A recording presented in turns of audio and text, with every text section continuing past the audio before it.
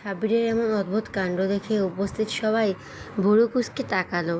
মৌ ঠোঁট ফুলিয়ে অত্যন্ত অভিমানী সুরে বলল, ভাইয়া, তুমি আমাকে এভাবে ধাক্কা দিয়ে সরিয়ে দিতে পারলে? সাব্বির দাদির পেছন থেকে মুখ বাড়িয়ে চেঁচিয়ে উঠল, তুই চুপ কর খাটাস মেয়ে একটা। সেইবার আমাকে জড়িয়ে ধরেছিলি বলে তোর ওই রাক্ষস বর আমাকে মেরে আধামরা করেছিল, আর আজকে তো আমায় মেরেই ফেলবে। জানো নানি, তোমার এই ঢঙ্গি নাতনির জন্য ওর বর আমাকে কী কেলানিটাই না দিয়েছিল। আল্লাহর জানে সেদিন কত কষ্টে নিজের জীবনটা বাঁচিয়ে বাড়ি ফিরেছিলাম। আজকেও ওই ডাইনি মহিলা একই অপরাধে আমাকে ফাঁসাতে চাচ্ছিল। সাব্বির একটু বেশি বেশি হয়ে যাচ্ছে না? হঠাৎ গম্ভীর ভারী কণ্ঠস্বর বজ্রপাতের মতো সাব্বিরের কানে গিয়ে বাজল। উজান নিজের চেয়ারে হেলান দিয়ে তার দিকে চেয়ে কথাটি বলতেই সাব্বিরের মুখে একদম বন্ধ হয়ে গেল। সে কাচুমাচু করে এক জোরপূর্বক হাসি ফুটিয়ে বলল, সরি সরি ভাইয়া, আমার বোন তো একটা মিষ্টি হীরের টুকরো, পৃথিবীর সবচেয়ে ভালো বোন ও। আমি আসলে মুখ ফসকে সত্যি কথাটা বলে ফেলেছি, এই আর কি। সাব্বিরের এমন ভুল পাল্টানো আর তটস্থ অবস্থা দেখে উঠানের সবাই হো হো করে হেসে উঠল। ঠিক তখনই উঠানে মেন গেট দিয়ে ভেতরে এসে প্রবেশ করলো গ্রামের প্রতিবেশী দুজন মধ্যবয়স্ক মহিলা। তাদের দেখা মাত্র মেহেরের হাসি খুশি মুখটা মুহূর্তে কুঁকড়ে গেল। সে নিজের শরীরটা আরও গুটিয়ে নিল। এই মানুষগুলো মোটেও ভালো নয়। মেহের যখনই ঢাকা থেকে গ্রামে বেড়াতে আসে তখনই এই দুজন তাকে কোনো কোনো না কোনো ছুতায় খোঁচাতে চলে আসে। অতীত নিয়ে নোংরা কথা বলতে তাদের বুক কাঁপে না। মহিলা দুটো আকস্মিক উপস্থিতিতে বাড়ির কেউই তেমন একটা খুশি হতে পারল না। তবু তারা এসে মেহেরের একদম মুখোমুখি হয়ে বসলো। তাদের মধ্যে একজন মহিলা মুখে কুৎসিত তাচ্ছিল্যের হাসি ঝুলিয়ে মেহেরের দিকে তাকিয়ে বলে উঠল, শুনলাম তোর নাকি বিয়ে হয়ে গেছে মেহের। তা কে বিয়ে করলো রে? তোর মতো একটা নষ্ট আর অপয়া মাইয়া রে। কথাগুলো যেন বিষাক্ত তীরের মতো মেহেরের সোজাসুজি বুকে গিয়ে বিঁধল। মানুষগুলো যে কতটা নিচু মনের আর নিকৃষ্ট হতে পারে তা সে এই পরিস্থিতিতে না পড়লেও কোনোদিনও জানতেই পারত না। একটা মেয়ের জীবনের দুর্ঘটনা ও দুর্বলতাকে কিভাবে সমাজের সামনে এভাবে নোংরা করে তুলে ধরা যায়। মেহেরের দু চোখ বেয়ে টপ টপ করে অশ্রু গড়িয়ে পড়তে লাগলো। মুখটা ফ্যাকাশে হয়ে গেল। পাশে বসে থাকা ইফাত অত্যন্ত তীক্ষ্ণ ও জ্বলন্ত দৃষ্টিতে মেহেরের সে যন্ত্রণাকাতর মুখখানার দিকে চেয়ে রইল। তার চোয়াল শক্ত হয়ে উঠল। এরই মধ্যে দ্বিতীয় মহিলাটি আরও এক কাঠি বাড়িয়ে টিপকানি কাটল। কী রে মাইয়া, চুপ করে আসোস কেন? তুই যে একটা নষ্ট মেয়ে এটা কি তোর স্বামী জানে? নাকি শহরে গিয়ে বড় বড় মিশা কথা কইয়া কোনো বোকাপোলারে ফাঁদে ফেলাইয়া বিয়ে করছোস? কি গো ময়ের মা, তোমরা কি জামাইয়ের সব হাঁচা কথা কইছিলা? তার এমন নোংরা কথা শোনা মাত্রই ময়ের মা নিজের রাগ সামলাতে না পেরে তেড়ে উঠলেন। চাচিয়াম্মা, মুখটা একটু সামলে কথা বলুন। মুরব্বী মানুষ হয়ে এত অশিক্ষিত আর ছোট লোকের মতো কেন কথা বলছেন আপনারা? পড়ালেখা করি নাই দেখে আমাকে অশিক্ষিত বললা? আর মুখের উপর এমন কথা গো, তোমাদের তিতলাই লাগবো গো সেজ বউ। মায়া জামাইয়ের হাতে তুলে দেওয়ার সময় তো আমাকে কথা মনে আছিল না? নাকি নিজেরা পড়ালেখা জানো বললা গ্রামের কাউরে মানুষ মনে করো না? দেখুন চাচিয়াম্মা, আপনারা এই বাজে কথা আমাদের আর সহ্য হচ্ছে না। আমার এই মেয়েটার সাথে অতীতে যা কিছু খারাপ হয়েছে সেটা একটা দুর্ঘটনা ছিল, আর এতে তো আমার মেয়ের কোনো দোষ ছিল না। তবে ওকে কেন এতবার টেনে টেনে অপমান করছেন? যার দোষ তাকে গিয়ে বলুন না। তখন দ্বিতীয় মহিলাটি আরও জোরে চেঁচিয়ে উঠল, তাকে কইয়া আমাগো কী লাভ?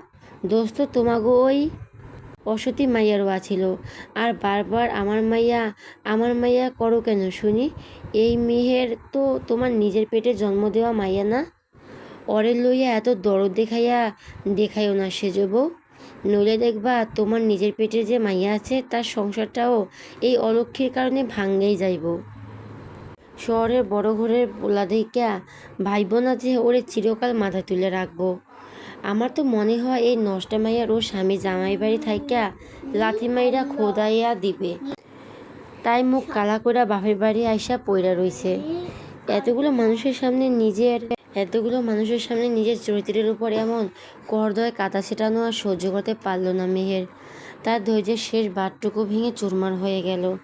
সে কাঁদতে কাঁদতে ছটফট করে উঠে দাঁড়িয়ে চলে যেতে চাইল, কিন্তু সে সামনে এক পা ফেলার আগেই পাশ থেকে ইফাত এক শক্ত টানে তার হাতটা আঁকড়ে ধরল। মেহের কিছু বুঝে ওঠার আগে ইফাত তাকে খেসকা টানে সোজা নিজের কোলেই বসিয়ে নিল। এমনিতেই মনের ভিতর চরম অপমান ও কষ্ট, তার উপর সবার সামনে ইফাতের এমন কাণ্ড দেখে মেয়ের প্রচণ্ড রাগে মাথা কাটা যাওয়ার দশা হলো। কিন্তু ইফাত আজ কারো পরোয়া করার মুডে নেই। সে মেয়ের চোখের কোণে জমে থাকা জলটুকু নিজের বুড়ো আঙ্গুল দিয়ে আলতো করে মুছে দিল। তারপর পরম যত্নে মেহেরের মাথায় বিলি কেটে এলোমেলো চুলগুলো গুছিয়ে দিতে লাগলো। তাদের এই কাণ্ড দেখে প্রথমে মহিলাটির দাঁত কেলিয়ে বিচ্ছিরি সুরে বলল, বাবা, মাইয়ার দেখি বিয়ার পরে নাগরপালার স্বভাব যায় নাই?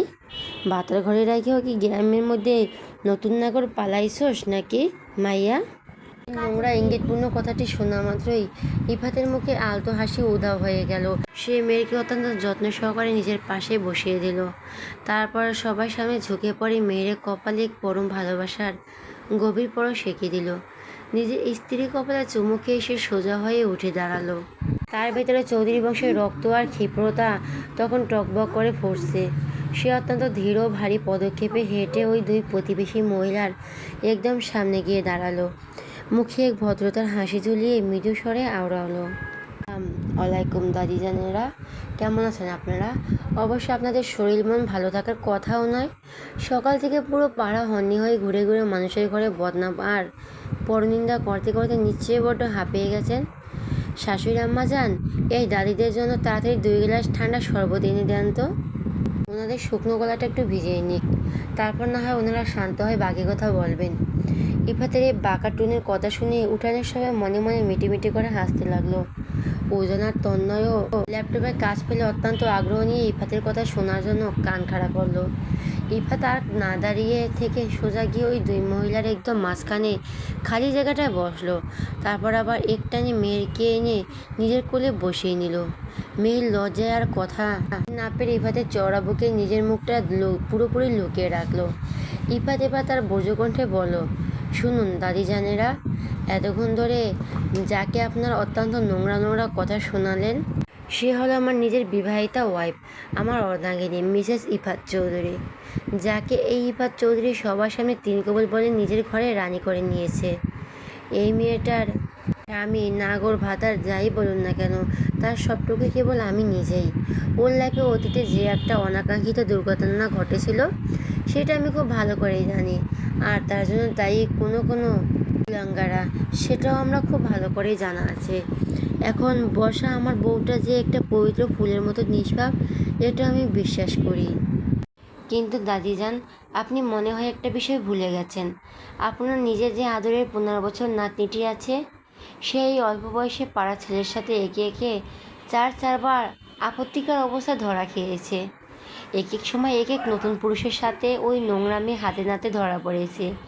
এমনকি গতকাল রাতেও তো শুনলাম কোন এক ছেলের সাথে আপত্তিকর অবস্থায় ধরা খেয়ে আপনার নাতনিটি বেদম মার খেয়েছে। নিজের ঘরের নাতনি পরপুরুষের সাথে রাত বিতেরে কেলেঙ্কারি করে মার খাচ্ছে, আর আপনি সেই মুখ নিয়ে এখানে এসে আমার ফুলের মতো পবিত্র বউকে জাজ করতে এসেছেন। ভেরি সুইট দাদিজান, ভেরি সুইট। ইফাতের এই নিখুঁত ও তীরের মতো ধারালো কথা শুনে প্রথম মহিলাটির মুখটা মুহূর্তে চুন হয়ে গেল। সে থতমত খেয়ে পাশে বসা দ্বিতীয় মহিলাটির দিকে তাকালো। ইফাত এবার তার ধারালো দৃষ্টিটি দ্বিতীয় মহিলাটির দিকে ফিরিয়ে আনলো। সেই চাহনি দেখে দ্বিতীয় মহিলাটি ভয়ে নিজের স্বপ্ন ঢোক গিল, কিন্তু ইফাত তাকে ছাড়ার পাত্র নয়। আর আপনি দাদিজান, আপনার ব্যাপারে কিন্তু পাড়ার মানুষ কম কথা বলে না। শুনলাম আপনার নিজের গুণধর ছেলের বউ নাকি রাত বিতেরে ঘরের মধ্যে অন্য পুরুষদের ডেকে এনে রাখে, কারণ আপনারা নিজের ছেলে নাকি ঠিকমতো। আচ্ছা থাক গিয়ে ওসব ব্যক্তিগত নোংরা কথা। এমনকি আপনার ঘরে যে ছোটো নাতনিটি হয়েছে, পাড়ার মানুষ কিন্তু বলা বলি করে তার আসল বাবা নাকি আপনার নিজের ছেলে নয়, বরং অন্য কেউ। আর সেই অন্য কেউটা কে, সেটা যদি আমি এখন সবার সামনে ফাঁস করে। ইফাত নিজের কথা শেষ করার আগেই দুই মহিলা যেন ভূতের ভয় পাওয়ার মতো এক ঝাটকায় দাঁড়িয়ে পড়ল। তারা আর এক মুহূর্ত সেখানে না দাঁড়িয়ে নিজেদের কাপড়ের আঁচল চেপে গটগট করে বাড়ির দরজার দিকে রওনা দিল। তাদের এভাবে পালিয়ে যেতে দেখে ইফাত পেছন থেকে বেশ জোরে চেঁচিয়ে উঠল, আরে ও দাদিজানেরা, বাকি সত্যি কথা তো শুনে যান। যাহ বাবা, আমি তো মাত্র মুখ খোলা শুরু করেছিলাম, আর এরই মধ্যে মাঝপথে এভাবে রাগ করে চলে গেলেন, কেমন দেখায় বলুন তো। মহিলা দুটো গেট দিয়ে বের হতেই মৌ আর সাব্বির দুজনে মিলে খিলখিল করে অট্টহাসিতে ফেটে পড়ল। বাড়ির বড়রা ইফাতের এমন দাঁত ভাঙা জবাব দেখে মনে মনে চরম তৃপ্ত হলেন। এই সমাজের মানুষ একটুখানি অতীতের কলঙ্ক বা রটনা শুনে নিজের বউকে অপয়া বা খারাপ বলে দূরে ঠেলে দেয়, সেখানে মেহেরের মতো একটা মেয়ের অতীতের বড় দুর্ঘটনা জানার পরও ইফাত যেভাবে বুক চিতিয়ে তার সম্মানের জন্য লড়াই করলো, তা দেখে ময়ের মা আর চাচির চোখে খুশির জল চলে এলো। এতে পরম গর্বের বিষয়। রোকেয়া বেগম মুখের পানটা চিবোতে চিবোতে হেসে জিজ্ঞেস করলেন, ছোট নাতি, তুই গ্রামের এত ভেতরের খবর কিভাবে জানলি রে? ইফাত অত্যন্ত আদুরে গলায় ময়ের দিকে ইশারা করে বলো, আমার এই সুইট আর মিষ্টি ভাবিজান আগে থেকে সব খবর আমাকে দিয়েছে দাদিজান। আর ওই শয়তান বুড়ি দুটো ভাবখানা এমন দেখায় যেন নিজেরা দুধ দিয়ে ধোয়া তুলসী পাতা। আমার সামনে এসে আমার বইয়ের দিকে আঙ্গুল তোলে, এরপর যদি কেউ আমার বইয়ের দিকে একটা আঙ্গুলও তোলে তবে তার হাত ভেঙে আমি গুঁড়ো করে দেব। আসুন না আরেকবার, এবার একদম চালাকার দিয়ে পিটিয়ে তক্তা বানিয়ে ছাড়বো। ইফাতের মতো দায়িত্বশীল মেহেরের বর হিসাবে দেখে বাড়ির সবাই স্বস্তির হাসি হাসলেন। ময়ের মা পরম মমতায় ইফাতের মাথায় হাত বুলিয়ে দিয়ে আর্দ্র গলায় বললেন, বাপজান, আমার এই মেয়েটাকে তুই ওভাবে সারা জীবন আগলে রেখো। ওর জীবনে এখন তুমি সব। কখনো মেয়েটা কোনো কষ্ট দিও না বাবা। একদম টেনশন নেবে না শাশুড়ি আম্মাজান, আপনার দুই মেয়েকে সামলানোর দায়িত্ব আমার, না মানে চৌধুরী মঞ্জিলের সবার।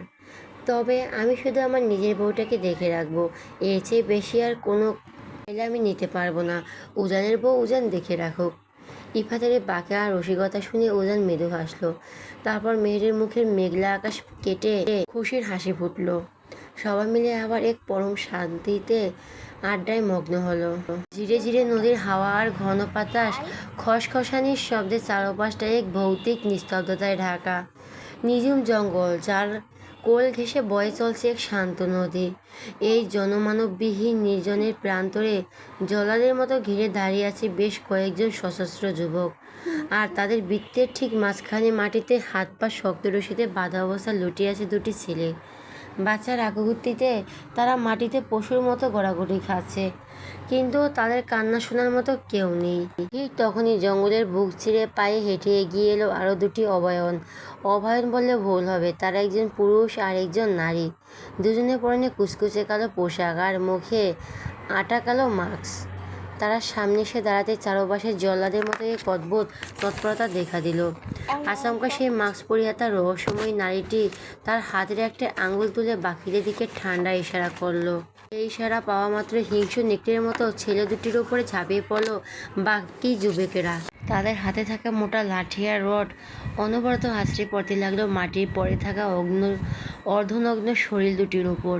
ছেলে দুটির গায়ে কোনো সুতো নেই, তাই প্রতিটি আঘাতের সাথে সাথে চামড়া ফেটে ফিকনি দিয়ে কাঁচা লাল রক্ত ছিটকে বের হতে লাগলো। তাদের আত্মনাতে জঙ্গলের বাতাসও যেন ভারী হয়ে উঠল। মারধর যখন এক পর্যায়ে থামলো, তখন সে কালো পোশাকধারী নারী ধীর পায়ে ছেলে ক্ষতবিখ্যাত দেহের দিকে এগিয়ে এলো। তার হাতে এক অদ্ভুত নিস্তব্ধতা। সে কোমর থেকে একটা ধারালো ছোরা বের করে ছেলে দুটির সারা শরীরে গম্ভীর করে ব্লেড চালানোর মতো আঁচড় কাটতে লাগলো। ছাল চামড়া আগলা করা হয়ে যাওয়ায় সে তাজা ক্ষতের ওপর সে এক লোহমায় ঢেলে দিল এক বাটি শুকনো লঙ্কার গুঁড়ো। আল্লাহ দোহাই লাগে, ছাড়ুন আমাদের, মরে গেলেও বাঁচাও। লঙ্কার তীব্র ঝাঁজ আর পোড়ানি ছেলে দুটো পৈশাচিক যন্ত্রণায় চিৎকার করে ডুকরে কেঁদে উঠল। কিন্তু তাদের সেই বুক ফাটা হাহাকার দেখে মাস্কের আড়ালে থাকা ওই নারীর ঠোঁটের কোণে এক পৈশাচিক ও পরম তৃপ্তির হাসি ফুটে উঠল। সে তীব্র ঘৃণে ঝুঁকে পড়ল তীব্র জ্বলনে ছটফট করতে থাকা একটি ছেলের দিকে। তার মাথার চুল মুঠো করে ধরে এক হিংস্র বাঘিনীর মতো গর্জে উঠল। কষ্ট হচ্ছে, ভীষণ কষ্ট হচ্ছে, তাই না রে জানোয়ারের দল? ঠিক এই রকম তীব্র কষ্ট, এর চেয়েও হাজার গুণ বেশি নরক যন্ত্রণা হয়েছিল সেই নিষ্পাপ মেয়েগুলোর, যাদের তোরা মানুষ নামের কলঙ্করা এর চেয়েও ভয়াবহভাবে ছিঁড়ে কুড়ে খেয়েছিলি। ঘরে থাকা ছেলেটি যন্ত্রণায় চোখ উল্টে কাঁপতে কাঁপতে ভাঙা গলায় কোনো মতে বলল, কিসের কথা বলছেন আপনারা? আমরা কাউকে কষ্ট দেইনি। দোহাই লাগে আপনাদের, আমাদের প্রাণ ভিক্ষা দিন, আমরা বাঁচতে চাই। মেয়েটির মুখে বাঁচার আকুতি শুনে সেই নারী এক উন্মুক্ত ও অট্টহাসিতে ফেটে পড়ল। সেই হাসির শব্দে তারা শিউরে উঠল। হাসতে হাসতে আচমকা তার হাটের ধারালো ছুরিটা ছেলেটির হৃৎপিণ্ড বরাবর সজোরে গেঁথে দিয়ে দিল সে। বাহ্যিক শক্তিতে ছুরিটা বুকের ভেতর ঢুকে যেতেই কলকল করে গরম রক্ত ছিটকে বের হয়ে মোয়ের কালো পোশাক ভিজিয়ে দিল। যন্ত্রণায় শেষ সীমায় পৌঁছে দুজন নরক পিশাচ যখন নিজেদের রক্তে পুকুরে শুয়ে ছটফট করে, তখন ওই নারী ও পুরুষের চোখে এক পরম বিজয়ের আনন্দ চকচক করে উঠল। আবারও এক প্রলয়কারী হুঙ্কার ছাড়ল, প্রাণ ভিক্ষা চাস তোরা? প্রাণ ভিক্ষা দিয়েছিলি তোরা সেই অসহায় মেয়েগুলোকে, প্রাণ ভিক্ষা যাদের তোরা স্পেস ওয়ান টাইম টিস্যুর মতো ইউজ করে ডাস্টবিনে ছুঁড়ে ফেলেছিলি। তারা যখন তোদের পায়ে ধরে জীবনের শেষ আকুতি করেছিল, তখন তো তোদের পাষাণ মন গলেনি। তবে আজ কেন তোদের আমি মুক্তি দিই বল? প্রথম ছেলেটি রক্তাক্ত মুখ উঁচিয়ে শেষবারের মতো কিছু একটা বলার চেষ্টা করতেই মুখ ক্ষিপ্ত হয়ে একটা গুনে গুনে 6 বার তার ধারালো ছুরি ফালা বসিয়ে দিল ছেলেটির ক্ষতবিক্ষত বুকে। প্রতিটি ফালা বসানোর সাথে সাথে মাংস কাটার বীভৎস শব্দ হতে লাগলো। ছেলেটি নিজের জীবনের শেষ বিঘা চেয়েও গোংড়াতে লাগলো, কিন্তু সেখানে কেউ তার কথা শোনার জন্য দাঁড়িয়ে নেই। হুট করে সেই নারী তার সমস্ত রুদ্রমূর্তি তার খুনের চোখ নিয়ে টিকে কানের কাছে মুখ নামালো, শীতল ফিসফিসানি কণ্ঠে আওড়ালো, প্রথম ফালাটা দিলাম আমার জানের টুকরোকে মিথ্যে প্রলোভন দেখিয়ে তোদের পশুবৃত্তির চাহিদা মেটানোর জন্য। দ্বিতীয় ফালাটা দিলাম আমার জানের নিষ্পাপ হৃদয়টাকে টুকরো টুকরো করে ভেঙে ফেলার জন্য। তৃতীয় ফালাটা দিলাম আমার জান তোকে নিজের আপন ভাই ভেবে বিশ্বাস করার পর যেভাবে তুই তাকে পেছন থেকে ঠকিয়েছিস তার প্রতিশোধে। চতুর্থ ফালাটা দিলাম আমার জানের উপর তোরা যে অমানবিক ও পাশবিক নির্যাতন চালিয়েছিলি তার জন্য। পঞ্চম ফালাটা দিলাম আমাদের পরিবারের সকলের বিশ্বাস এভাবে ভাঙার জন্য। আর এই ষষ্ঠ ফালাটা দিলাম কারণ আমার আম্মু তোকে নিজের পেটের ছেলের মতো ভালোবেসে বিশ্বাস করেছিল। আর তুই সেই মায়ের অন্ন খেয়ে তার সাথে বেইমানি করলি। মৃত্যুর কোল ঘেঁষে দাঁড়িয়ে ছেলেটির চোখ দুটো কোনো মতে মেলে শেষ নিঃশ্বাস ত্যাগের আগে কাঁপা কাঁপা ঠোঁটে জিজ্ঞেস করলো, কে আপনি? নারীটি নিজের মুখের মাস্কটা একটাই সরিয়ে নিল। চাঁদের আলোয় তার চোখের হিংস্রতার ঠোঁটের বাঁকা হাসি স্পষ্ট হয়ে উঠল এবং ততক্ষণে আবারও মুখ ডেকে সে চিবিয়ে চিবিয়ে বলল, আমি তালুকদার বাড়ির মেজ মেয়ে এবং চৌধুরী বাড়ির মেজ পুত্রবধূ তাসফিয়া মৌ চৌধুরী। দর্শনকারীদের এই পৃথিবীতে বেঁচে থাকার কোনো রাইট নেই। সবশেষে মৌ আর সাবির মূল রাস্তা এড়িয়ে বনের ভেতরে এক নিরাপদ ও গোপন পথ ধরে অত্যন্ত সাবধানে তালুকদার বাড়ির উদ্দেশ্যে রওনা হলো, যাতে ভুলেও কোনো তৃতীয় ব্যক্তিতে নজরে তারা না আসে। বেইমানির প্রতিশোধ রক্ত দিয়ে শেষ হলো। নদীর তীর থেকে ফেরার পথে সাব্বির মেন রাস্তা দিয়ে অত্যন্ত স্বাভাবিক ও সতর্কভাবে হেঁটে যাচ্ছিল, কিন্তু মৌ যেন একদমই অন্য গ্রহের বাসিন্দা। সে নিজের মতো নিচে গুলে লাফাতে লাফাতে এগিয়ে চলছে। এক পর্যায়ে লাফালাফি বন্ধ করে সে হুট করে সাব্বিরের হাত জড়িয়ে ধরে ঝুলতে ঝুলতে হাঁটতে শুরু করলো। সাব্বির শতবার বারণ করা সত্ত্বেও মেয়েটি আজ কোনো কথাই শুনছেই না।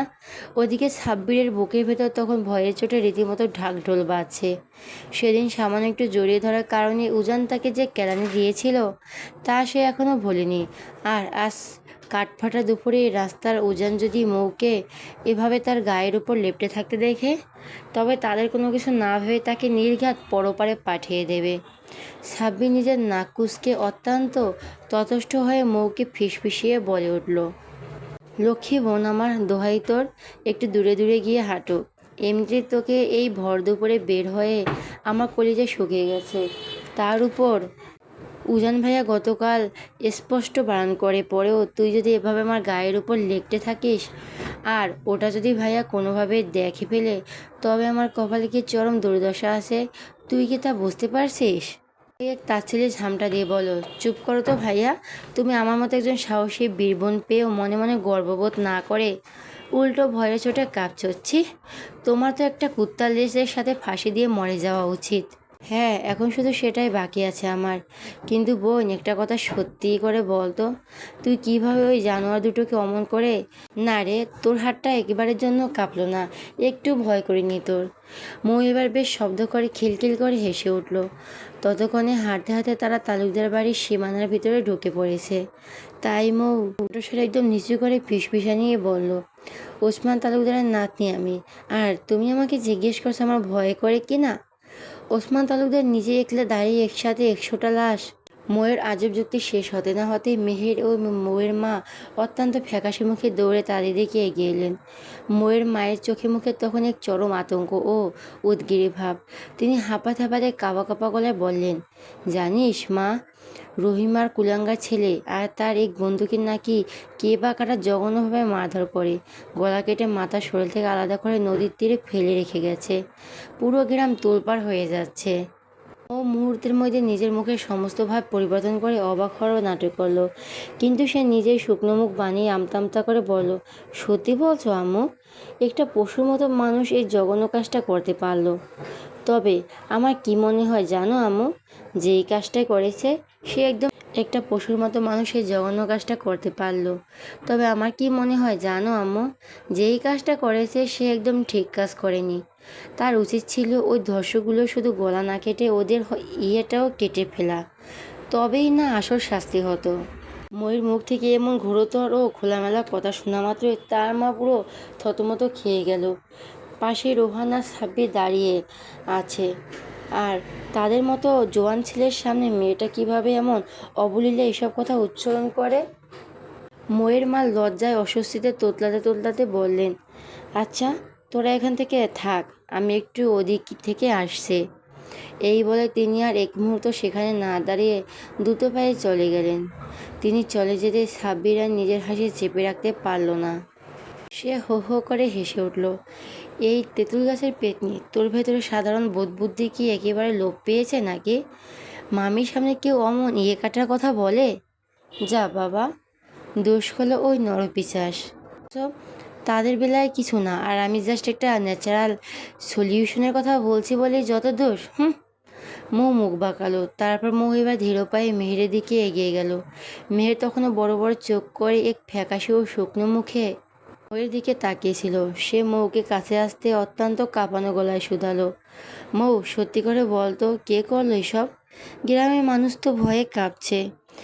যেই করুক না কেন, পাপ করলে তার শাস্তি তো পেতেই হতে হয়। So just chill baby. এই বলে মৌ কোনো এক বিজয়ের মতো মেহেরের চারপাশ গোল করে ঘুরতে লাগলো। সাব্বির পলকহীনভাবে মেয়েটার এই অদ্ভুত কাণ্ডর দিকে তাকিয়ে রইল।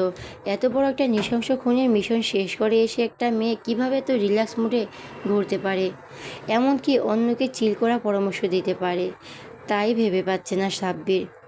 সাব্বির মাথা ঘুরে যাওয়ার দশা হলো। সাব্বির কিছুটা ময়ের দিকে ঝুঁকে এসে নিচু স্বরে আওড়ালো, বোন রে, তুই এত রিল্যাক্স কীভাবে থাকিস বলতো? আমাকে একটু মন ঠান্ডা মাথায় রিল্যাক্স থাকার টিপস দে।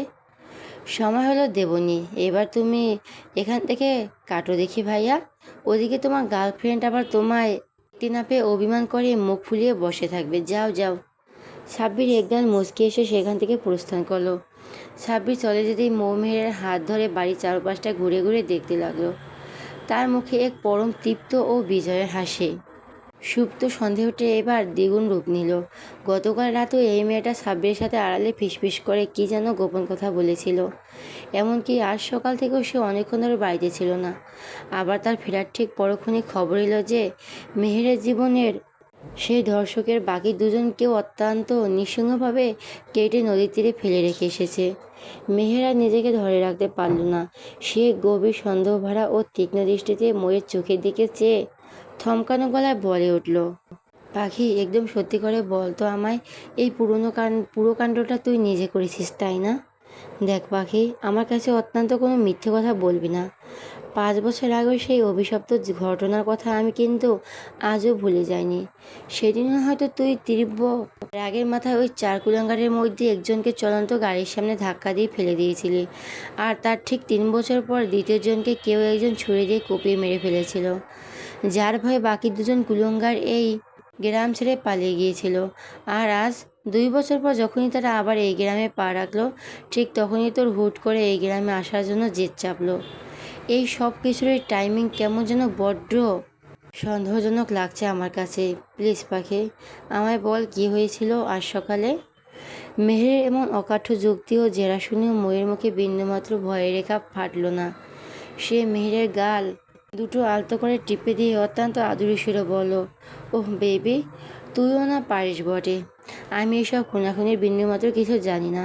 তুই সব আজে বাজে চিন্তা মাথা থেকে ঝেড়ে ফেলে জাস্ট এটা ভেবে খুশি হওয়া যে পাপীরা শেষমেশ তাদের নিজেদের করা পাপের চরম শাস্তি পেয়ে গেছে।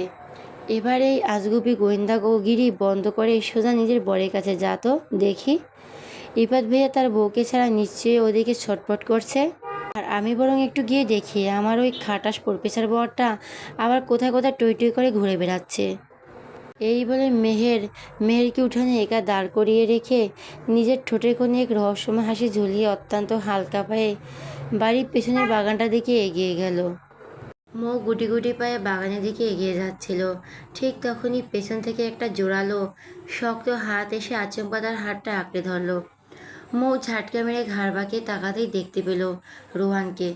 রোহানকে দেখা মাত্র মুহূর্তের মধ্যে মৌয়ের মুখের সমস্ত রং পাল্টে গেল। সে তীব্র ঘৃণায় আর বিরক্তিতে এক ঝামটা দিয়ে রোহানের হাতটা নিজের গা থেকে সরিয়ে দিল। ময়ের এই রুট আচরণ দেখেও রোহান কিন্তু বিন্দুমাত্র ঘাবড়ালো না, বরং সে এক অদ্ভুত শান্ত ও তৃষ্ণার্ত দৃষ্টিতে তাকিয়ে রইল নিজের সেই ফুলের দিকে। তার মনের ভেতর সেই ছোট্ট ফুলটি আজ অনেক বড় হয়ে গেছে। ঠিক যতটা বড় হলে নিজের সবচেয়ে প্রিয় মানুষটিকে অন্য সবার থেকে আগলে রাখা যায়, সে আজ ততটাই মোহনীয় হয়ে উঠেছে। তবে মেয়েটার চোখে সেই রক্তিম ও জ্বলন্ত দৃষ্টি দেখে মুহূর্তের মধ্যে রোহান নিজের মাথাটা কিছুটা নিচু করে নিল। ঠিক তখনই যেন আকাশ ভেঙে এক প্রলয়কারী গর্জন ভেসে এলো। আজ শ্রাবণ মাসের দ্বিতীয় দিন। আষাঢ় আর শ্রাবণ এই দুই বর্ষা ঋতুর মাস অন্য সময় মাসের তুলনায় বড্ড খামখেয়ালি।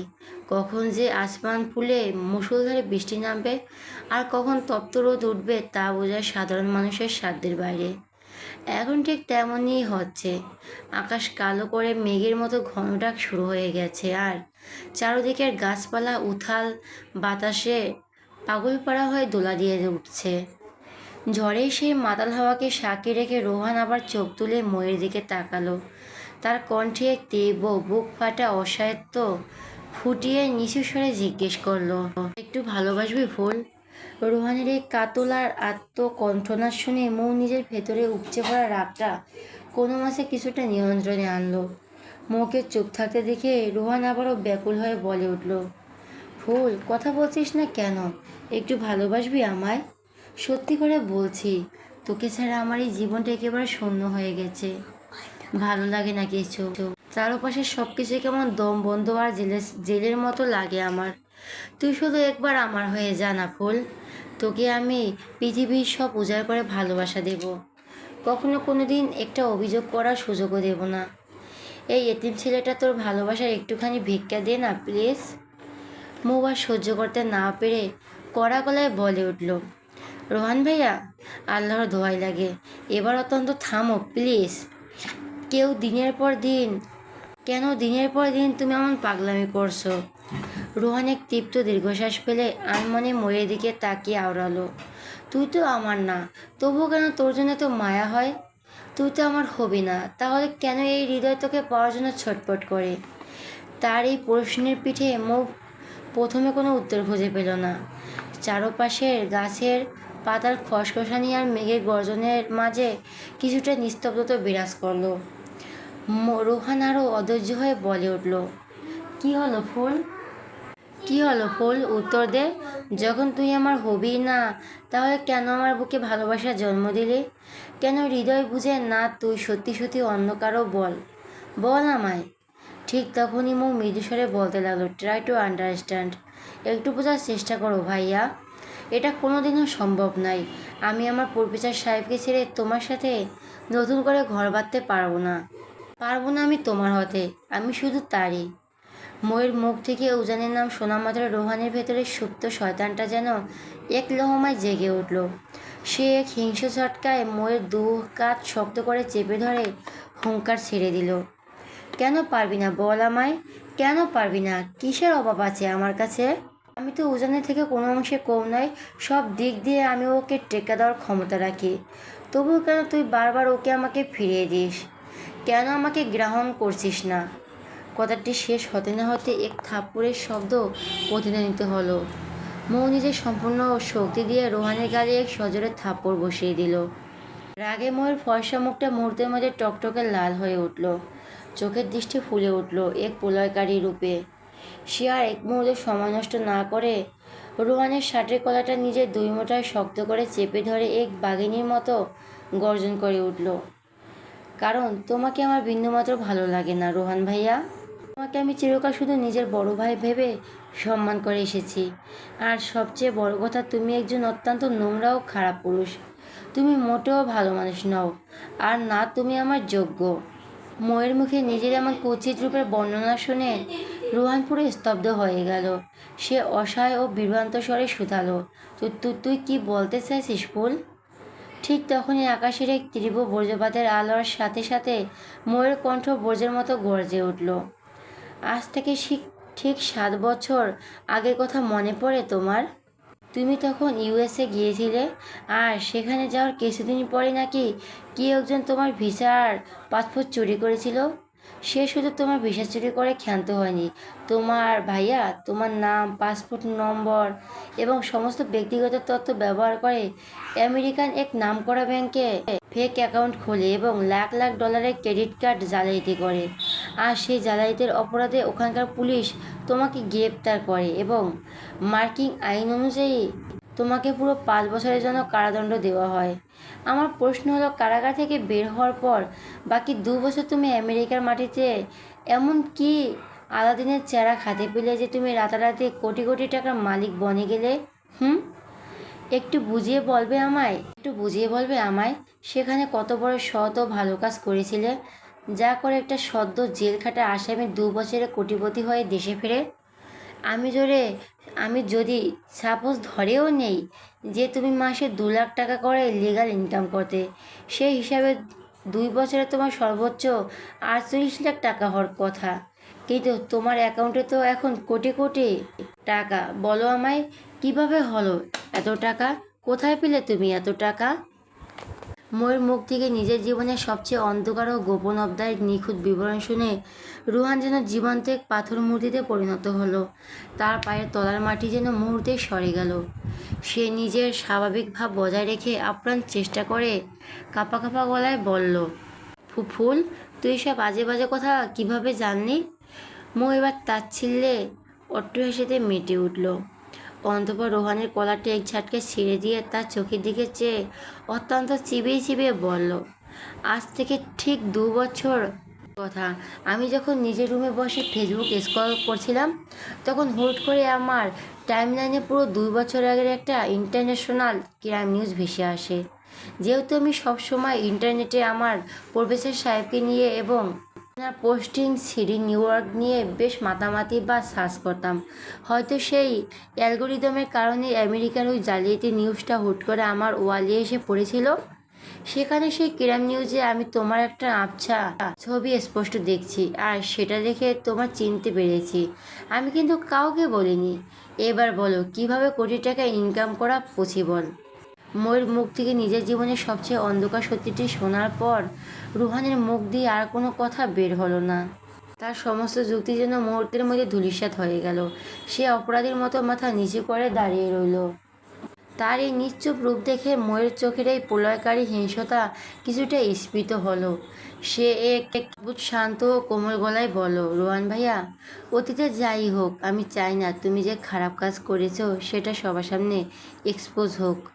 আমি এখনও তোমাকে ভাই হিসাবে সম্মান করি। সো প্লিজ, তুমি নিজের জন্য নতুন কাউকে খুঁজে নাও এবং নতুন করে সুন্দর একটা জীবন শুরু করো। একটা লক্ষ্মী মেয়েকে বিয়ে করে ঘরে তোলো। রোহান শূন্য দৃষ্টিতে ময়ের দিকে তাকালো। তার ঠোঁটের কোণে এক বুক ফাটা তাচ্ছিল্যের হাসি ফুটে উঠল। সে অত্যন্ত ভারী ও ভাঙা গলায় আওড়ালো, ফুল, কখনো শুনেছিস ভোমরা ছাড়া বেঁচে থাকা সম্ভব? কখনো শুনেছিস এক নারীতে আসক্ত হলে দ্বিতীয় কোনো নারীর সাথে সংসারে বাঁধা যায়? কখনো শুনেছিস নিজের ভালোবাসাকে জীবন্ত কবর দিয়ে অন্য কাউকে আপন করে নেওয়া যায়? কথাটা শেষ হতে না হতে আকাশ ভেঙে ঝুমঝুম করে মুষলধারে বৃষ্টি নামতে শুরু করে দিল। শ্রাবণের সেই তীব্র বর্ষণ থেকে নিজেকে বাঁচাতে মৌ আর এক মুহূর্তে সেখানে দাঁড়ালো না। সে তড়িঘড়ি করে ছাটি রাতে বাড়ির ভেতরের দিকে দৌড়ে চলে গেল, কিন্তু রোহান সেখানে দাঁড়িয়েছিল। ঠিক সেখানে একভাবে মূর্তির মতো দাঁড়িয়ে রইল। মেয়েটি যাওয়ার সময় একবারের জন্য পেছন ফিরে তার দিকে তাকালো না। রোহান সেই বৃষ্টিতে ভিজতে ভিজতে মরি চলে যাওয়ার দিকে পথের দিকে চেয়ে আনমনে সুরে ফিসফিসিয়ে বলে উঠল। কথাটি শেষ হতে না হতেই আকাশ ভেঙে ঝমঝম করে মুষলধারে বৃষ্টি নামতে শুরু করে দিল।